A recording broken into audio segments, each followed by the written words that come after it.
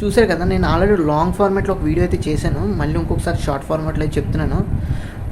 దిల్ రాజు గారు ఒక crucial statement అయితే మనకి పాస్ చేయడం జరిగింది మొత్తం ఆడియన్స్ అందరికీ కూడా, సో మీడియా అందరికీ కూడా. ఎందుకంటే సినిమాకి సంబంధించిన ఏవైతే పెద్ద పెద్ద సినిమాలు ఉంటాయో, పాన్ ఇండియా సినిమాలు ఉంటాయో, అవన్నీ కూడా రిలీజ్ అయినప్పుడు కలెక్షన్స్ వారీగా చూసుకుంటున్నప్పుడు కొంచెం ఫేక్ కలెక్షన్స్ కానీ, కొంచెం ఓవర్ హైప్డ్ కలెక్షన్స్ చూపించడం కానీ, ఎగ్జిబిట్ చేయడం కానీ, ఇవన్నీ కూడా అంత మంచి సూచకం అయితే కాదు సినిమా ఇండస్ట్రీకి అని చెప్పేసి, ఏదైతే హాలీవుడ్లో ఇంటర్నేషనల్ లెవెల్లో కొన్ని స్టాండర్డ్స్ అయితే వాడతారో, మూవీ కలెక్షన్స్ ట్రాకింగ్ అనేది వాడతారు కదా, సో అదే స్టాండర్డ్స్ని మనం ఇండియాలో కూడా తీసుకురావాలి.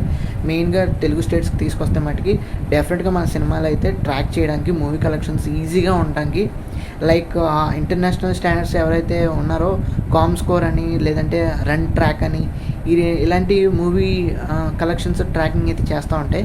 సో అదేవిధంగా తెలుగు స్టేట్స్లో కూడా తీసుకురావాలని అనుకుంటున్నారు. తెలంగాణలో త్వరలోనే మనకి అయితే రాబోతుంది ఈ సిస్టమ్ అయితే, ఏదైతే కలెక్షన్ ట్రాకింగ్ సిస్టమ్స్ అయితే త్వరలోనే మనకి తెలంగాణలో అయితే రాబోతుంది.